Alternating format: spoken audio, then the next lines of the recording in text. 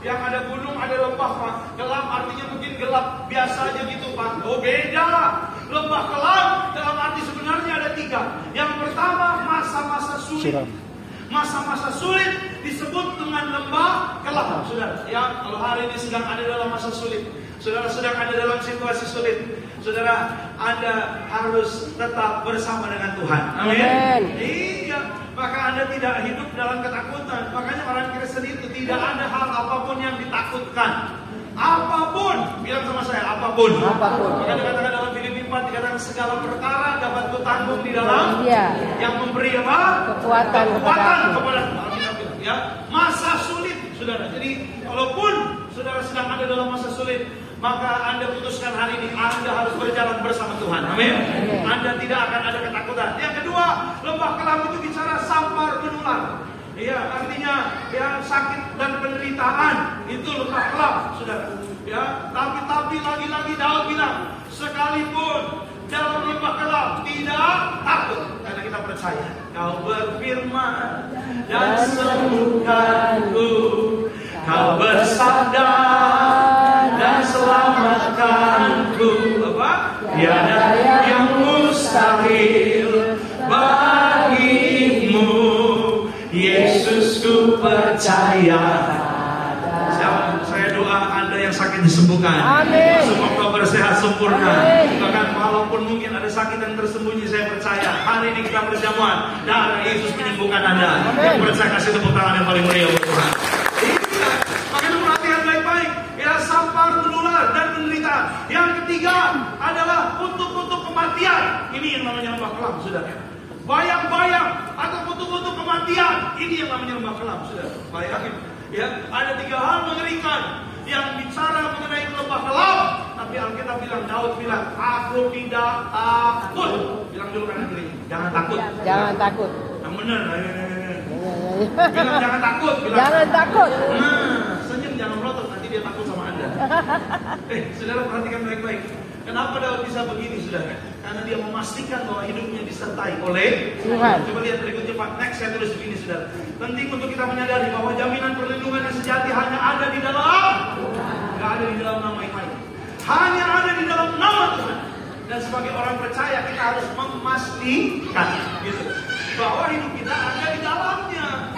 Pastikan hidup Anda dan saya ada di dalamnya, gitu. Ya, bila engkau tak besertaku, ku tak mau berjalan.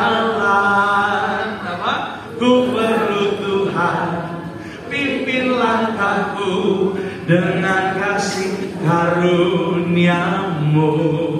Pimpin langkahku setiap waktu, berjalan dalam roh-Mu.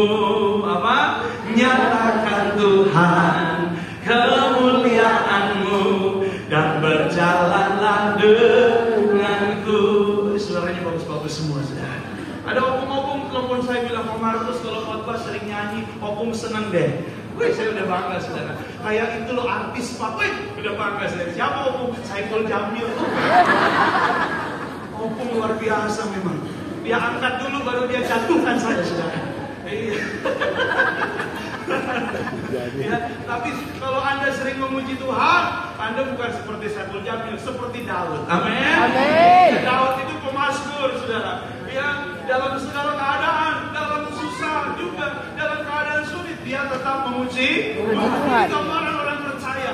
Makanya Daud bilang begini, coba Pak, yuk kita lihat Mazmur 16-nya. Ya, ini dalam versi Alkitab yang terbuka. AYT Alkitab yang terbuka. Bilang sama saya, Alkitab yang terbuka. Alkitab yang terbuka. Iya, harus terus terbuka Alkitab, saudara. Jangan Alkitab yang tertutup. Nggak pernah dibaca. Yuk baca, 2, 3 ya. Aku selalu menempatkan Tuhan di hadapanku, karena Dia ada di aku tak akan apa. Oh, Daud bilang ini, aku selalu menempatkan. Menempatkan artinya dia taruh Tuhan selalu ada di hadapannya. Makanya saya mau bilang sama saudara, pastikan Oktober ini engkau disertai Tuhan. Amin. Maka hidup aman. Maaf ya, bukan uangmu yang menjamin engkau aman Oktober. Bukan jabatanmu yang menjamin engkau aman Oktober. Bukan. Tapi yang menjamin engkau aman adalah penyertaan Tuhan. Amin.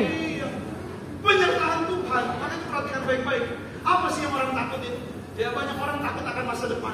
Dia mau bilang sama saudara, jangan takut sama masa depan saudara. Tuhan ada untuk Anda dan saya. Amin. Oktober ini, Desember, ya sampai nanti 2026, terus dalam kehidupan Anda aman. Amin. Amin. Karena Tuhan bukan hanya menyertai itu 1-2 masa, 1-2 tahun. Coba berikutnya Pak. Tadi dikatakan bahwa dalam ayat yang ke-6 tadi kita baca Mazmur 23, engkau akan diam dalam rumah Tuhan sepanjang masa. Jadi sepanjang masa. Harus selalu kita ingat bahwa janji penyertaan bagi orang percaya bukan sementara, melainkan seumur hidup, bahkan sepanjang masa. Oh, coba kita lihat Pak. Yuk baca sama-sama. 2, 3. Iya. Dan aku menyertai kamu apa? Sampai kepada akhir Sekali zaman. lagi lebih keras. 2, 3 ya. Dan ketahuilah aku menyertai kamu senantiasa sampai kepada. Tuhan mau kita mengetahui, artinya apa? Sadar. Ya, iblis maunya Anda dan saya tidak sadar, tidak tahu, atau mungkin tidak mau tahu, saudara. Supaya Anda dan saya, oke lah Oktober saudara beriman, nanti November jatuh lagi imannya. Ya, enggak, Tuhan enggak mau. Saudara, Tuhan mau sepanjang masa. Engkau percaya, Dia Immanuel. Dia tidak pernah tinggalkan Anda dan saya. Oh, haleluya. Tuhan menyertai kita. Apa yang orang takutkan? Saya survei, yang paling banyak orang takut akan masa depan. Anak-anak muda jangan takut sama masa depannya. Masa depanmu di dalam Tuhan indah penuh harapan. Amin. Iya, apa yang orang takut? Yang kedua saya survei, masalah dan persoalan. Ini yang orang banyak takut. Aduh, aduh nanti buntu, nanti mentok. Padahal 1 Korintus 11 bilang apa? Pencobaan yang kamu alami pencobaan biasa. Bilang sama saya, biasa. Biasa. Ini tidak melebihi kekuatan manusia. Iya, kita bilang Dia setia dan adil. Dia akan memberikan jalan keluar. Ketika kamu dicoba, biasa. Kita bilang, iya. Yang ketiga, apa yang orang takutkan, saudara? Banyak orang takut, ya. Ini fakta sama setan. Iya. Bilang anak kirinya, jangan takut setan. Yang benar. Jangan takut setan. Takut setan, salah, jangan begitu. Jangan takut setan, gitu. Jangan takut setan, beda sebenarnya. Ini bisa menimbulkan provokasi, saudara. Iya. Iya, jangan takut, aduh. Di rumah aja buka kamar mandi aja. Temenin dong. Ngapain mau pipis? Ya udah itu kan pipis di rumah sendiri, ada orang takut loh. Aduh, itu kalau anak saya gitu, saya bilang ini bawa minyak, bawa perjamuan. Iya, jangan takut, Anda kan bersama dengan Tuhan. Ya, kalau di gereja aja semangat dalam nama Yesus, iblis dihancurkan, ditimbul. Terus kalau kuburan, numpang.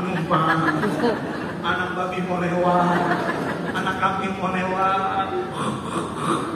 Tiberias mengajar Anda dan saya, ya, dengan minyak urapan setan-setan dikalahkan. Amin. Amin. Saudara, cukup urapi kepalamu dengan minyak. Saya percaya ada kuasa, ada mujizat Tuhan. Amin. Amin. Rumahmu urapi dengan minyak. Saya pernah tapi harapan indah, saudara.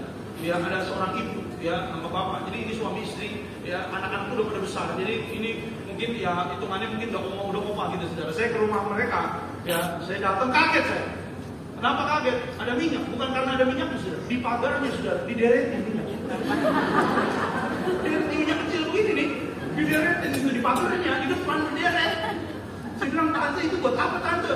Biar setan nggak masuk, Pak. Jadi minyak urapan kita deretin di depannya. Ini minyak dari pagar, saudara. Saya bilang, tante sekalian tulisin apa pengaruh setan dilarang masuk. Ini gak usah takut lah. Anda dan saya, ya ada dua. Alkitab bilang, yang pertama yang memproteksi Anda hadirat Tuhan. Yang kedua yang memproteksi Anda malaikat. Amin. Iya, ada dua. Yang pertama kemuliaan Tuhan. Amin. Oh, dukunnya bilang tak bisa, itu ada putih-putih. Nah itu hadirat Tuhan. Gitu, ada kemuliaan Tuhan. Ada orang Tiberias, saudara. Ini masalah warisan. Iya. Jadi adik kakak cuma berdua, aduh, udah cuma berdua masalah warisan. Jadi ya orang tuanya lebih besar kasih ke adiknya karena dia lihat memang kakaknya lebih berhasil. Kakaknya nggak terima, mau disantet adiknya. Iya. Tapi saudara dukunnya bilang nggak bisa, ada putih-putihnya, ada sinarnya. Coba lihat kanan kiri, ada sinarnya. Sinar kemuliaan. Ada sinar dari atas itu kemuliaan. lampu. Ada sinar Pak dari atas lampu. Tapi ini benar. Ya itu gambaran dijaga malaikat. Gambaran hadirat Tuhan dan dijaga malaikat. Makanya ya Daniel waktu di gua singa, Alkitab bilang Tuhan mengirim malaikat mengatuk mulut singa, singanya nggak dirubah jadi kucing. Begitu Daniel masuk jadi meow. Enggak. Tapi Alkitab bilang Tuhan mengatuk mulut singa-singa itu dengan malaikat. Masih buas. Singa binatang buas. Mau coba besok taman safari. Masuk kandang singa, buka kaca mobil Anda, terus bilang shalom aleihim. Nanti dia jawab aleihim shalom. Dan hidup Anda hanya sampai hari Senin Selasa tidak ada lagi. Maka saya mau bilang sama saudara hari ini, disertai oleh Tuhan, saudara. Anda ada minyak berapa? Jangan takut sama setan. Saya pernah sama Pak Pariji ke Banten, saudara. Ya di Serang Banten, saudara. Ada gudang besar, ya buka gudangnya. Itu Pak banyak setan di situ Pak. Ya banyak kuasa gelap. Pak Pariji langsung ambil minyak, dia angkat, dia bilang, setan keluar. Uish. Saya anak buah, bos teriak, anak buah masa enggak? Bos saya teriak juga. Lebih kenceng dong, saya bilang, setan keluar. Wih, Bapak lihat saya hebat juga. Saya bilang, mantap Pak ya, mantap. Bapak bilang, ya udah kamu masuk ke dalam udara Yesus. Itu kaget bukan takut saudara. Tapi ke arah kaget itu saudara. Ya kamu masuk dalam gitu saudara. Saya mau Pendeta Jeffrey mencerita tempat ini penuh kemuliaan. Saya lihat dia maksudnya ke tim, ayo masuk berdua. Dia merem, tempat ini penuh. Memang kadang-kadang teman kalau dalam situasi seperti itu meninggalkan sendiri. Akhirnya saya masuk sendiri, saya berhabis. Dalam nama Yesus. Ya saya bilang Tuhan tolong, maksudnya tolong saya juga nih Tuhan ini. Biar saya keluar dengan selamat. Gudangnya besar banget, mungkin hampir sebesar ruangan ini sudah. Iya, mana gelap, mana lampu. Jam-jam 5:30 sore, hampir jam 6. Wah, iya kan? Itu ganas-ganasnya itu sudah. Benar, waduh. Pak Pariji waktu keluar, saya lihat keringetan. Pak Pariji bilang, kenapa kamu keringetan? Panas Pak. Bukan takut. Karena panas dan takut beda sedikit.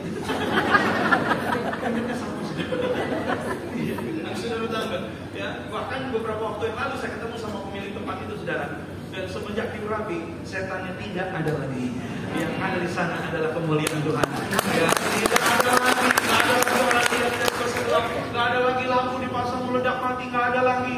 Karena saya percaya, saudara, bersama dengan Tuhan Anda aman. Amin. Amin. Apa yang orang takutkan? Tidak perlu takut. Alkitab bilang, ketahuilah, aku menyertai kamu sampai sepanjang masa. Jadi, banyak kalau hal-hal kecil, ya ada orang, Pak, saya takut tua deh. Loh, takut tua bagaimana caranya?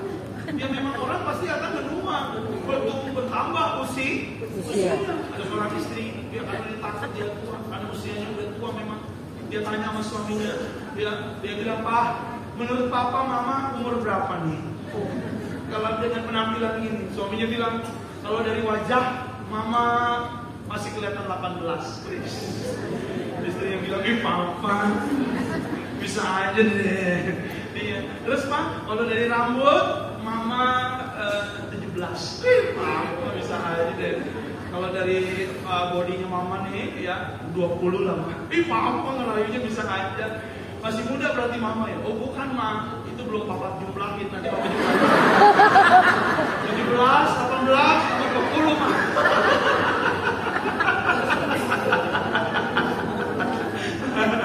Jadi mau dijumlahin dulu saudara. Istrinya udah pedean. Jangan takut saudara, ya percaya ya Tuhan menyertai kita. Amin. Ya ada juga teman saya saudara, itu kalau doa makan saudara, ada sesuatu roh ketakutan di sana.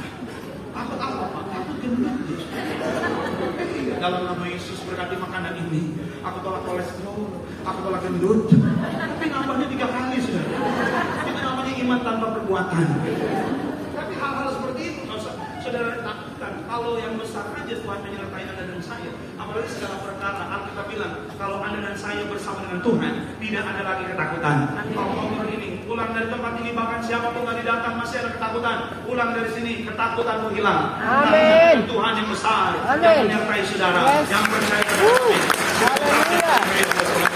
Yuk kita lihat sama-sama. Perhatikan mengapa tidak ada lagi ketakutan ketika berjalan bersama dengan Tuhan. Sekali lagi kalau tidak bersama dengan Tuhan, hidupmu penuh ketakutan, kekhawatiran. Tapi kalau berjalan bersama dengan Tuhan, tidak ada lagi ketakutan. Kenapa?